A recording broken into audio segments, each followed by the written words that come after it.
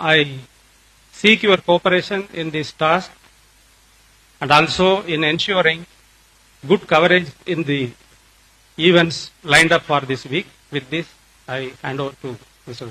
Kamal Kishore. Sir.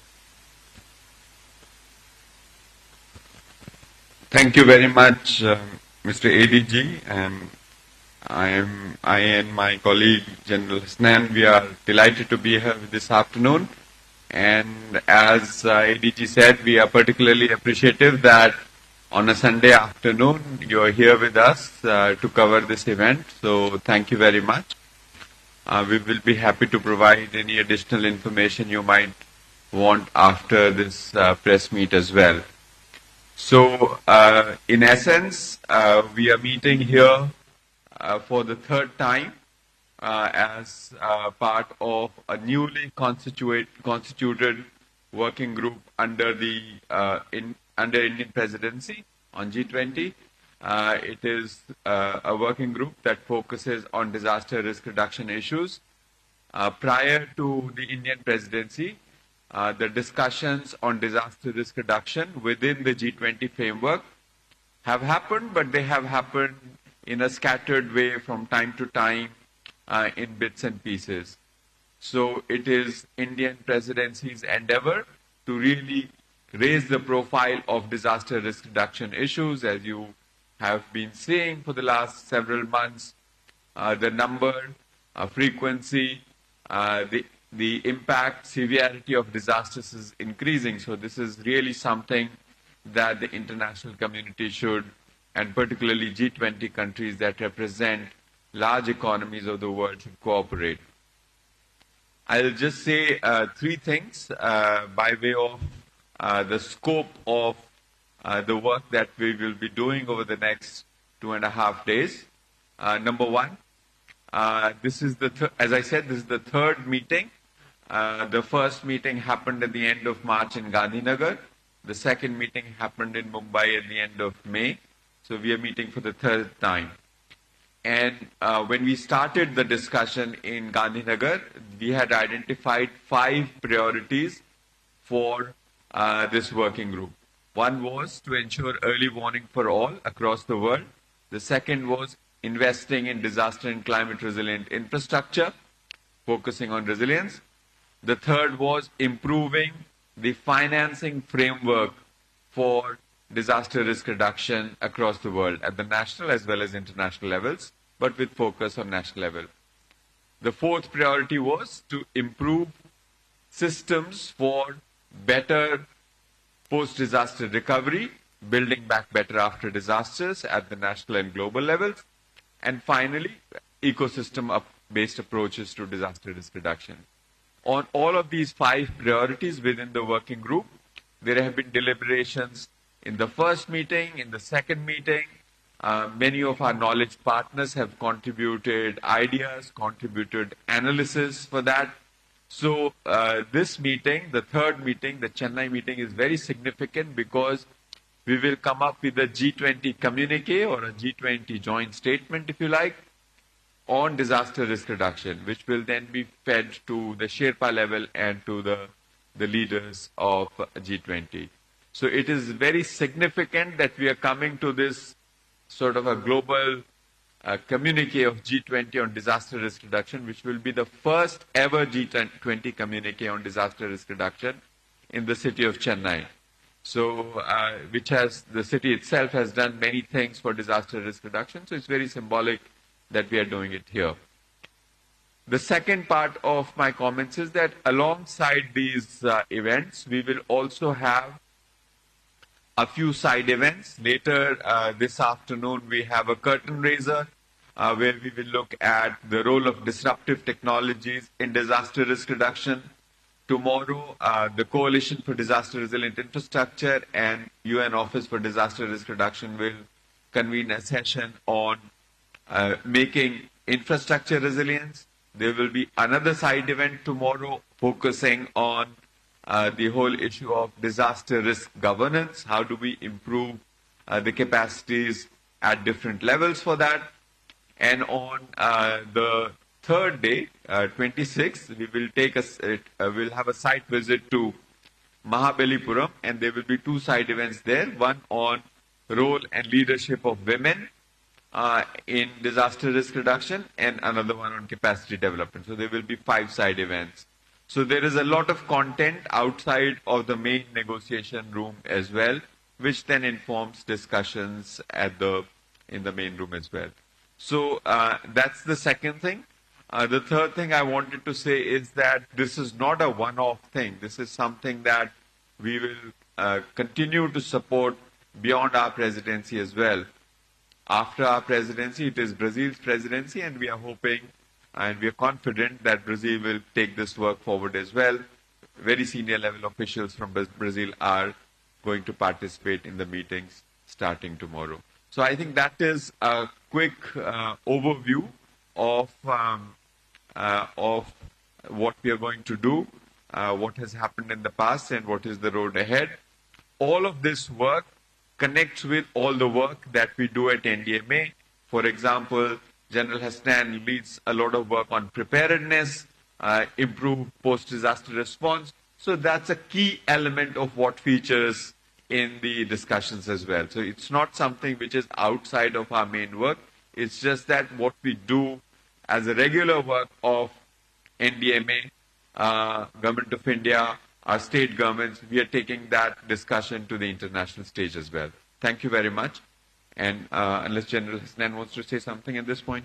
I think Kamal Sahib has covered everything in very, very comprehensively, but for the sake of the friends from the media, it may be a good idea to just remember, maybe even Google and go into more knowledge about what is the Sendai framework. The Sendai framework is the 15-year program that the United Nations has laid out to be completed by 2030 for sustainable growth, right? That the objectives of all our work is ultimately to meet the objectives of the Sendai framework.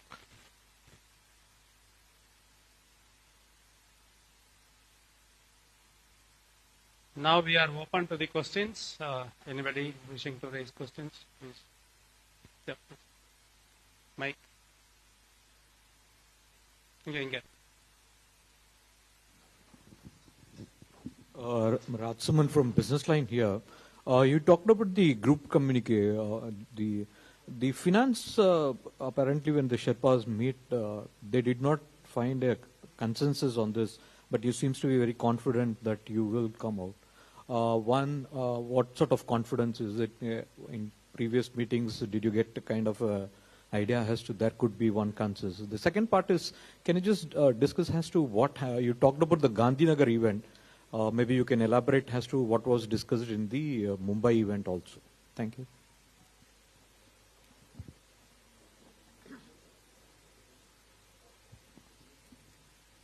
So, thank you for those questions. The first is how confident we are about the consensus. I think compared to many other issues, there is much greater agreement on different aspects of disaster risk reduction.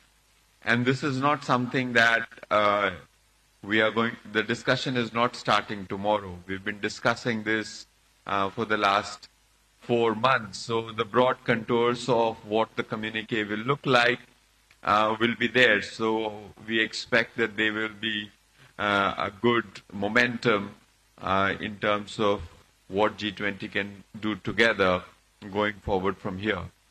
Your second question, what happened in Gandhinagar and Mumbai?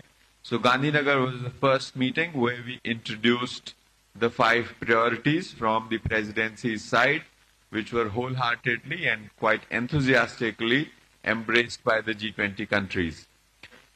In the margins of the Gandhinagar meeting, a number of side events were held. There was one side event on early warning systems, where actually we curated experience from the states like Tamil Nadu and Odisha as well, where we have successfully used early warning systems for saving lives. There was a side event curated by the Coalition for Disaster Resilient Infrastructure.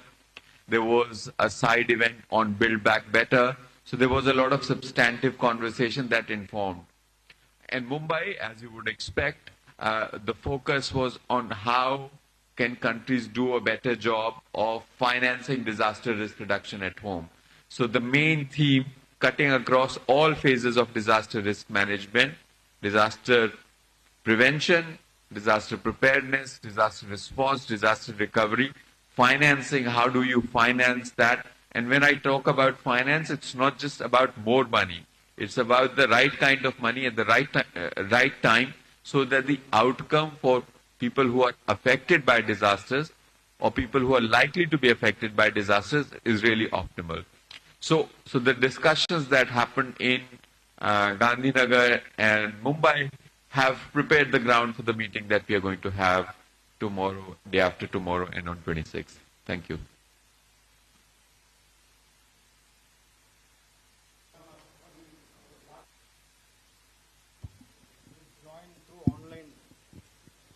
Is there any other countries apart from our G20 representatives who are going to join through online or willing, or they're going to give some suggestions, or it can be also taken up? In the formal meetings, there is no such provision. It's G20 countries, and there are a set of 8 invited countries. They are going to be present in person.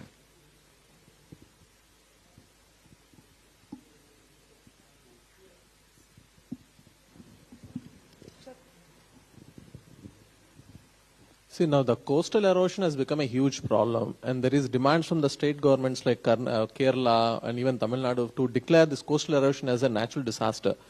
And even in the South Zone, recently held South Zone Council also, this matter has come up. So what exactly is the status of it? Because it's been quite some time and there's a lot of issues surrounding the coastal erosion problem. Thank you for that question. I think we should discuss that separately. This is a G20 presser.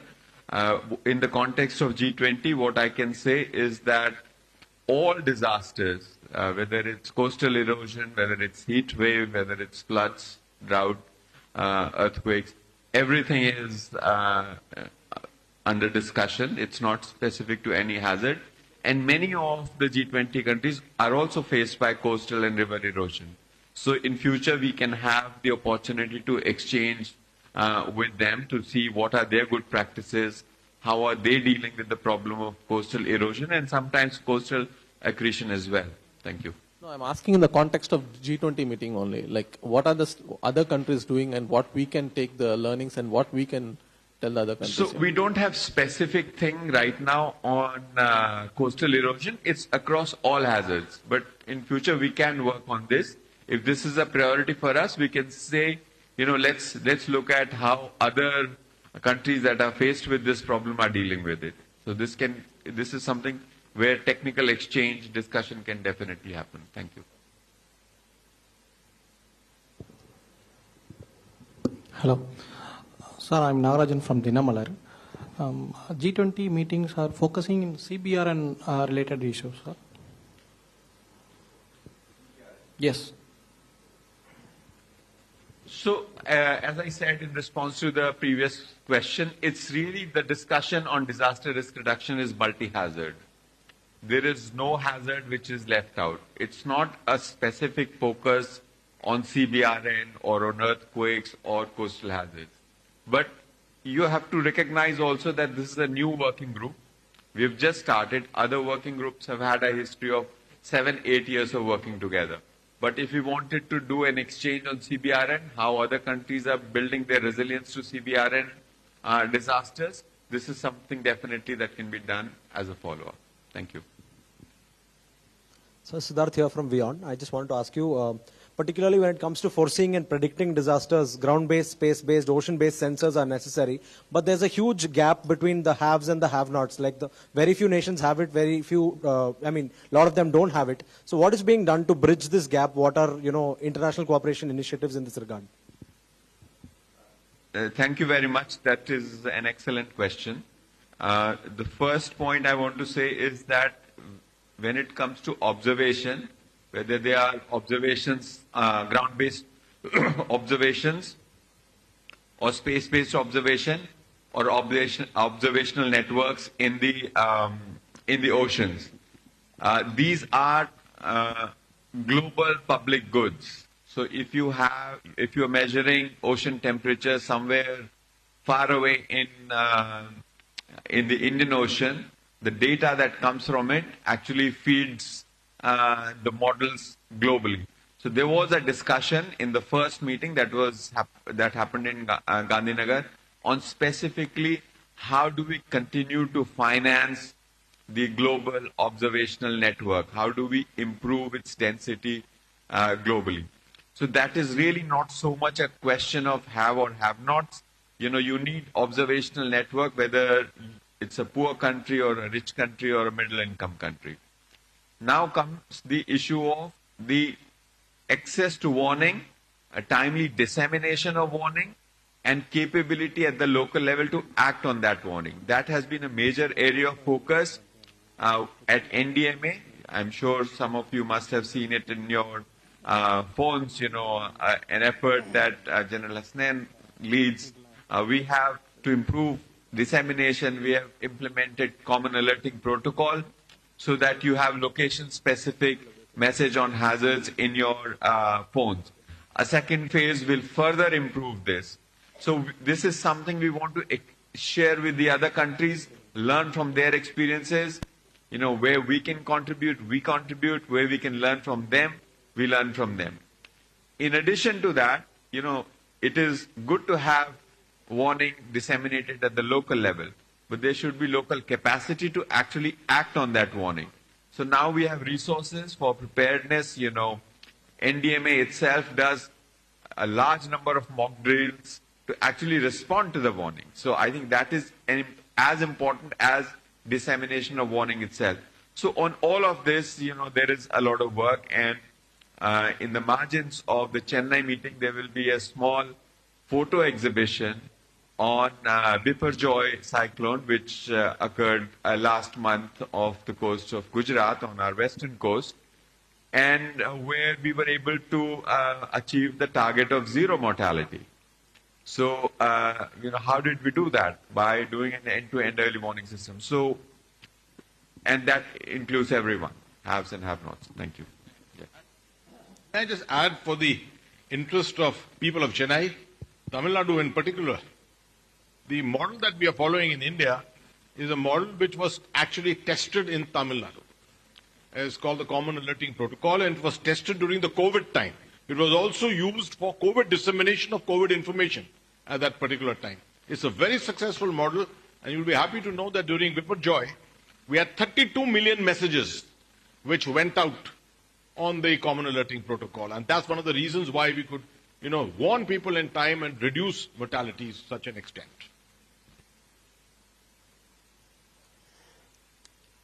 Good evening, sir. I'm Aisha from DD News. So you talked about G20. This meeting will focus, also discuss about improving the system for post disaster recovery and rehabilitation. This involves a huge, robust infrastructure to be in place. So now, when you say that the communique will be ready in this third meeting, what kind of focus will be there on from across the G20 countries to give a impetus to the financial requirement and build a financial infrastructure? See, this is a process, and we are at the first step of the process, which will be this communique. There are three things that on this issue of post-disaster recovery and build back better that will be addressed. Number one is the issue of exchange of good practices. What kind of technologies to use, whether the recovery program should be driven by contractors or should be owner-driven. There's a lot of experience globally, including in India, things that have worked very well and things that have not worked. So we should learn from things that have not worked, and we should institutionalize things that we know are time-tested and work. So I think that's one full area of work. The second is looking at how we finance recovery. Now, as you know, under the 15th Finance Commission, there is a separate window in relief, the response fund, State Disaster Response Fund and National Disaster Response Fund, which caters to recovery and reconstruction. This is not something we've had in the past. We've had money for response, but not for recovery. So now that you have money there is a predictable mechanism. But we need to bring together resources from other avenues as well, such as the private sector. So that is the second thing. The third is, how do we look at recovery in an integrated way, as opposed to sector by sector? And how do we focus on recovery outcomes as opposed to recovery inputs? Let me illustrate that with an example. So we don't want to focus only on how many schools were rebuilt after a disaster. We want to focus on how many children went to school. So I think it's the outcome which is as important or even more important than the inputs we provide for recovery. And with regard to the Sendai framework you said, sir, is that a guiding, template in this G20 also, where you take forward the priorities in this framework? Could you tell us a little more about that? So yes, absolutely. The 5 priorities that I outlined are a subset of what is there in the Sendai framework.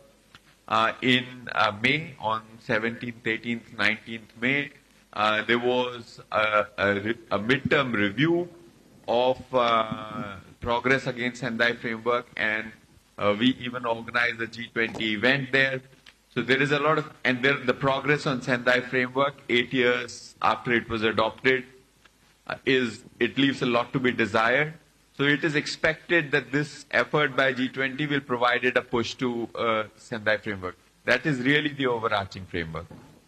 I have just a couple of follow-up questions.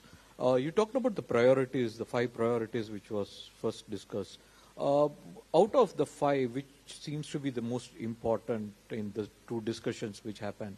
And the number 2 is in terms of the financing part itself, the disaster recovery related financing. Can we expect some kind of funds? Is that something where all the countries will have pool in money and kind of help each other? Is there something which you are working on? Thank you for that question. Out of the 5, the top 2 are the priority, early warning for all. It is entirely achievable globally in a few years. And of course, disaster and climate resilient infrastructure, we lead a global initiative called Coalition for Disaster Resilient Infrastructure in it. As a country, we are a big investor. We have a $1.4 trillion pipeline for infrastructure. So it's really important for us that we get it right in terms of resilience. So these are the 2 top priorities, but the other 3 also I cannot say that they are not priorities. So, between 5, I would say these 2 we want to advance very quickly, but the other 3 are priority as well. Your point on whether there will be fund, G20 does not work like that. It does not create new institutions, new funds. There are existing mechanisms that need to be more effective where G20 needs to come together. So we don't expect that a fund will be established which will be called a G20 fund or some such thing. There are existing mechanisms that need to converge, coordinate, and become much more effective.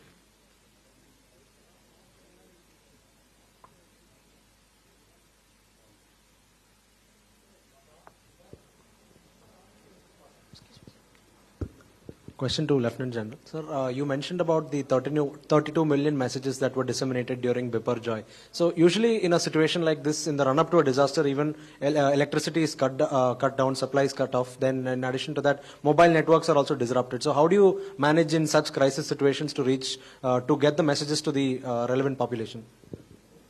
Good question, no doubt. Let me tell you, the amount of funds which have been expended on the coastline as a part of the National Cyclone Risk Mitigation Program, a $1 billion program has been run under the aegis of the World Bank. And many of these areas, you will find that the cabling has all gone underground. And because of that, you will find the power failures have been reduced to the minimum.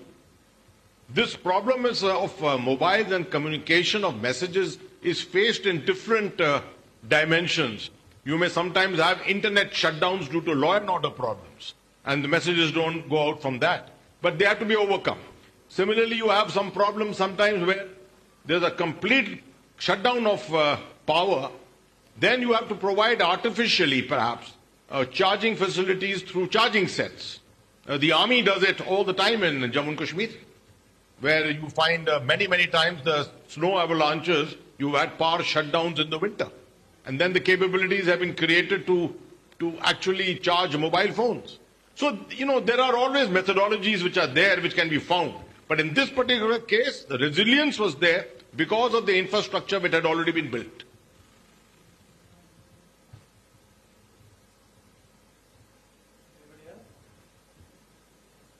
Okay, thank you, friends. Thank you for making it a success.